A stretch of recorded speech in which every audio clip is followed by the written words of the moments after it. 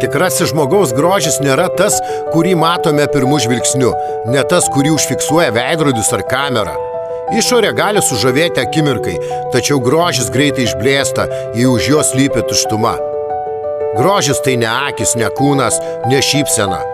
Tikrasis grožis gyvena ten, kur akis nemato, žmogaus viduje. Grožis yra širdyje, jo negalima nusipirkti, pasidaryti ar užmaskuoti. Jis skleidžiasi per poelgius, per pagarbą, per gebėjimą suprasti ir užjausti. Tikrai gražus žmogus yra tas, kuris moka būti šviesa net tada, kai pats vaikšto tamsoje, kuris moka išklausyti, kai visi kiti tik nori kalbėti, kuris moka mylėti ne žodžiais, o veiksmais. Išorė laikui bėgant gali kisti, gali prarasti blizgėsi, bet vidinė didybė niekada nedingsta, ji tik stiprėja. Ji kelia žmogų aukščiau ne dėl to, kaip jis atrodo, o dėl to, kas jis yra. Ir būtent tai prisimena kiti, ne tavo gražų veidą, o šiltą širdį. Ne tavo kūno linijas, o tai, kaip priverti juos jausti šalia savęs.